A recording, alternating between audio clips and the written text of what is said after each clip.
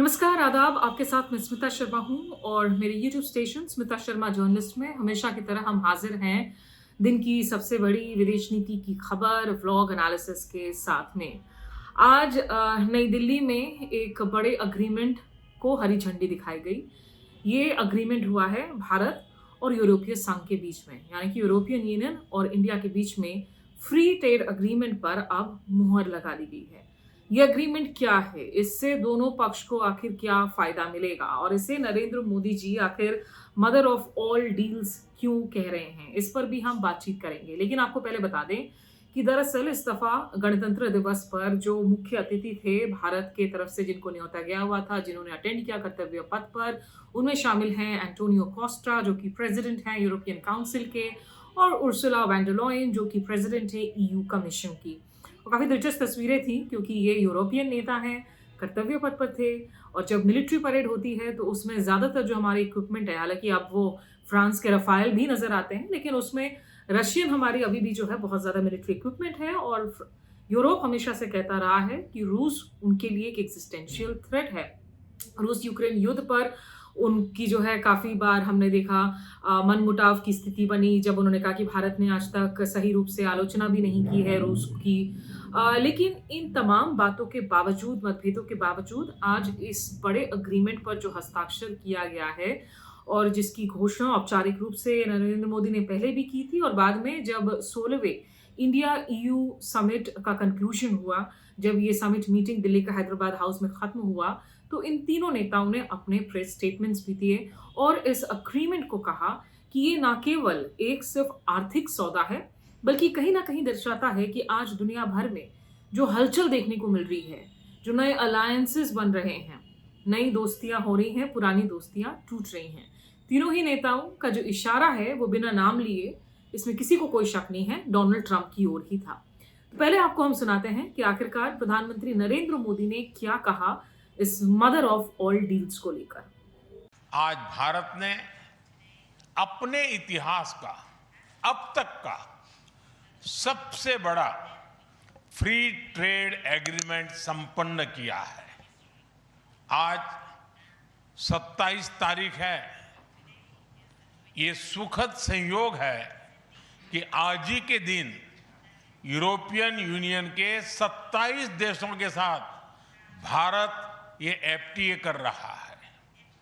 यह एक ऐतिहासिक समझौता हमारे किसानों, हमारे छोटे उद्योगों, इसके यूरोपियन मार्केट तक पहुंच आसान बनाएगा, मैन्युफैक्चरिंग में नए अवसर पैदा करेगा और हमारे सर्विसेज सेक्टर के बीच सहयोग को और प्रबल करेगा।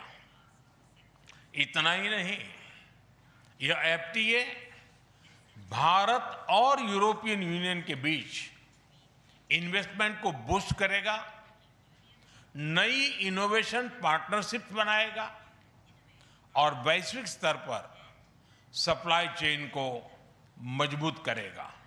देखिए, इसमें कोई शक नहीं है कि भारत और यूरोपियन यूनियन एक thank you card Donald Trump को भेज सकते हैं, क्योंकि पिछले कई दशकों से कोशिश हो रही थी यूरोपियन यूनियन के साथ में, जिसमें 27 देश हैं, तो इस संघ के साथ में एक फ्री ट्रेड अग्रीमेंट किया जा सके।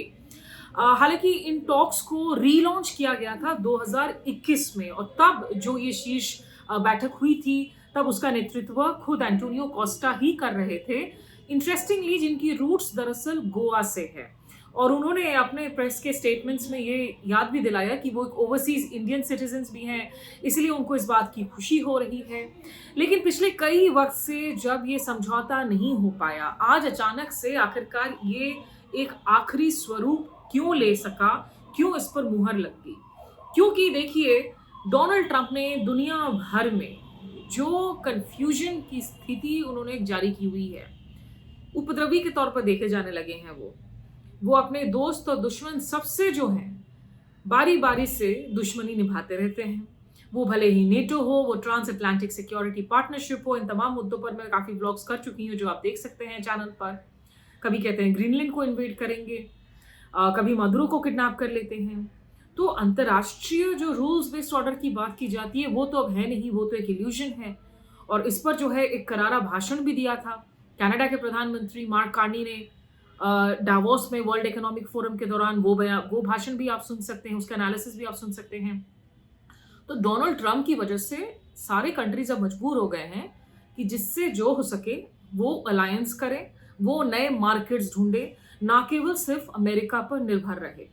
और डोनाल्ड ट्रंप ने दुनिया भर में जो टैरिफ्स अनलीश किया हुआ है, वो यूरोप पर भी धमकियां दे चुके थे कि 10% का टैरिफ लगा दूंगा मैं आप लोगों पर, अगर आप ग्रीनलैंड पर लेकर मेरी जो प्रपोजल है उससे अलाइन नहीं होते हैं। हालांकि उसमें उन्होंने कहा कि चलो अभी मैं मिलिट्रीली इन्वेड नहीं कर रहा हूं और ये टैरिफ नहीं लगा रहा हूं, लेकिन भारत पर तो 50% टैरिफ अभी भी लगा हुआ है। इस साल के 2025 के शुरुआत में 10% से लेकर वो टैरिफ 25% हुआ, बेसलाइन टैरिफ से 25% पर कूदे, और फिर अगस्त आते आते ये 50% हो गया, क्योंकि डोनाल्ड ट्रंप ने कहा कि भारत रूस से डिस्काउंटेड ऑयल खरीद रहा है, सस्ते में तेल खरीद रहा है रूस यूक्रेन युद्ध के बाद से, इसलिए हम उन पर टैरिफ लगा रहे हैं। और इस टैरिफ का नतीजा ये हुआ कि भारत की मैन्युफैक्चरिंग सेक्टर को खासा नुकसान पहुंचा है। हमारे एमएसएमईज, हमारे बहुत सारे ऐसे सेक्टर्स हैं, तो क्या उन सेक्टर्स को फायदा हो सकेगा इस यूरोपियन एफटीए के साथ में, उसके बारे में जानकारी देती हूँ। लेकिन पहले आइए आपको सुना देते हैं कि आखिर एंटोनियो कोस्टा और उर्सुला वैन डर लेयन ने क्यों कहा कि कहीं ना कहीं ये एक नई शुरुआत है, ना केवल भारत यूरोपीय संघ के बीच में, जो दोनों साइड्स को अगर कंबाइन कर ले तो वैश्विक जीडीपी का हम 25% दर्शाते हैं, और 2 बिलियन का जो है 2 बिलियन आबादी का एक मार्केट है कंबाइंड। हमारी आबादी 1.4 बिलियन है, हम 140 करोड़ के देश हैं। यूरोपीय संघ के तमाम बड़े देशों को आप इंक्लूड कर ले, जिसमें फ्रांस है, जर्मनी है, तमाम ऐसे मुल्क हैं, तो 2 जो है आपकी अरब लोगों की हम आबादी की यहाँ पर बात कर रहे हैं। तो इसीलिए वैन डर लेयन और कोस्टा ने कहा कि ये एक संदेशा है कि आप धमका कर पार्टनरशिप्स नहीं कर सकते हैं, और mutual respect, global law and order के लिए नई अलायंसेस बनेंगी। उन्होंने क्या कहा, आइए सुनवाते हैं। I'm the president of the European Council, but I'm also an overseas Indian citizen.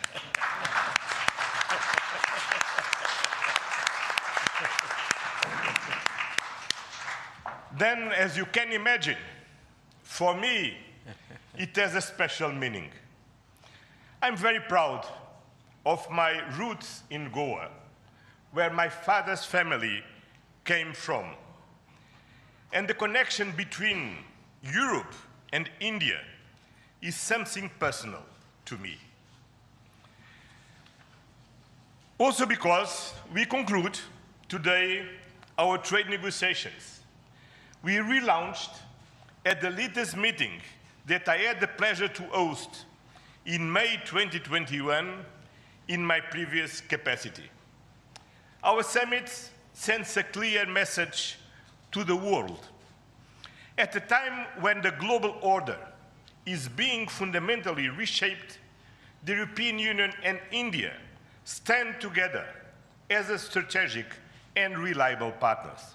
Prime Minister, distinguished friend, we did it. We delivered the mother of all deals. We are creating a market of 2 billion people, and this is the tale of 2 giants, the world's second and fourth largest economies, 2 giants who choose partnership in a true win-win fashion. A strong message that cooperation is the best answer to global challenges. This trade will integrate further our supply chain and strengthen our joint manufacturing power. It will cut up to 4 billion euros in annual tariffs for exporters of all sizes. And it will create good jobs for millions of workers here in India and in Europe. At the same time, this agreement will build on the natural complementarity of our economies. It brings together Indian skills, services, and scale with Europe's technology, capital, and innovation. It will create levels of growth that neither side can achieve alone. And by combining these strengths, we reduce strategic dependencies. तो देखिए, जहां तक इस deal की बात अगर मैं करूं, ऐसा लग रहा है कि ये डील निश्चित रूप से एक अच्छा डील है। कई महीनों तक इसे रैक में रखा गया, इसमें एम्बिग्विटी नजर आ रही थी, लेकिन लास्ट मिनट पुश मिला इसे डोनाल्ड ट्रंप की हरकतों की वजह से। अब भारत की तरफ से क्या कहा जा रहा है, कौन से ऐसे सेक्टर्स हैं जिनको फायदा होगा? जो सबसे बड़े हमारे सेक्टर्स हैं, इसमें मैन्युफैक्चरिंग को बल मिलेगा। सर्विसेज से जो जुड़ा हुआ सेक्टर है उसका भी हम विकास होता हुआ देखेंगे। लेकिन जिन सेक्टर्स पर डोनाल्ड ट्रंप ने टैरिफ्स लगाए, टेक्सटाइल, परिधान, कपड़े, इन सब को इसलिए फायदा होगा क्योंकि ऐसे बहुत सारे जो एरियाज हैं जहां इंडिया के एक्सपोर्ट्स के लिए 10% ड्यूटी लगा हुआ था, वो अब 0 हो जाएगा वो ड्यूटी। जब ये जो इसकी आखिरी जो भी कानूनी औपचारिकताएं बाकी हैं इन अग्रीमेंट्स की, अग्रीमेंट्स अनाउंस हो चुकी हैं, बस इनको संसद में रैटिफाई करना होगा यूरोपीय संघ की तरफ से। और एफटीए से अगर हम यूरोप के टेक्सटाइल बाजार की बात करें तो इसकी जो वैल्यूएशन है वो लगभग 264 अरब डॉलर की है। तो इतने बड़े मार्केट को हम एक्सेस कर पाएंगे, क्योंकि जब हमारी टेक्सटाइल सेक्टर पर टैरिफ्स लगा, आप सोचिए हमारे जो कंपिटिटर्स हैं दक्षिण एशिया में, साउथ ईस्ट एशिया में, बांग्लादेश, श्रीलंका, वियतनाम, इन लोगों पर बहुत कम टैरिफ्स लगे हैं कंपैरेटिवली। तो इन लोगों को जो है निश्चित रूप से एक्सपोर्ट्स में फायदा मिल रहा था, लोग इनसे सोर्स कर रहे थे। तो भारत अपने लिए वैकल्पिक मार्केट्स ढूंढ रहा था और इसीलिए पिछले कुछ दिनों में हम लोगों ने ऑस्ट्रेलिया हो, यूके हो, साथ ही यूए हो, इनके साथ अलग अलग हमने या तो एफटीए किए हैं या कॉम्प्रिहेंसिव इकोनॉमिक पार्टनरशिप्स जो हैं वो किए हैं। दूसरी बात है, देखिए जो हमारे सेक्टर्स हैं जैसे लेदर, फुटवेयर, चप्पलें, जूते, मरीन प्रोडक्ट्स, श्रिम्स वगैरह के लिए, इंजीनियरिंग गुड्स, ऑटोमोबाइल्स, इन सब पर भी जो 10% का ड्यूटी लगा हुआ था वो घटकर 0% हो जाएगा। इन सब सेक्टर से ऑलरेडी जो है ये सेक्टर 33 अरब डॉलर जितना बड़ा सेक्टर है, और इसमें अगर ये 0 ड्यूटी हो जाता है तो निश्चित रूप से इंडियन मैन्युफैक्चरर्स और एक्सपोर्टर्स को जो है फायदा मिलेगा।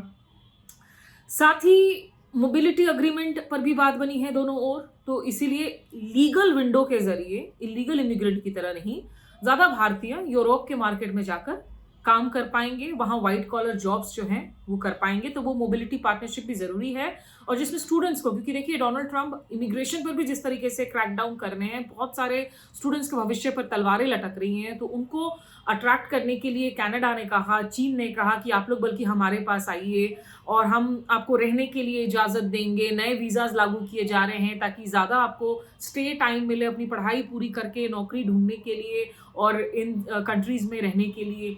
तो यूरोप के साथ भी जो है, अब खास करके जर्मनी ऑलरेडी पिछले कुछ सालों से लगातार चाह रहा था कि इंडिया से हाई स्किल्ड जो है वर्कफोर्स जर्मनी की ओर जाएं। इस बाबत ये लोग लगातार बहुत सारे प्लान्स घोषित भी कर रहे हैं। फ्रांस का भी वही हाल है।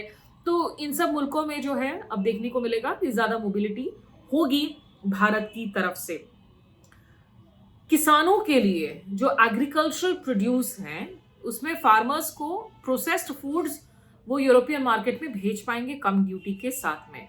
तो हमारे यहाँ से चाय, कॉफी, अंगूर, ग्रेप्स, सब्जियों में आप देखिए खीरा या जो सूखे हुए प्याज होते हैं, ड्राइड अनियंस होते हैं, ये सब ज्यादा जा पाएंगे यूरोप की मार्केट में।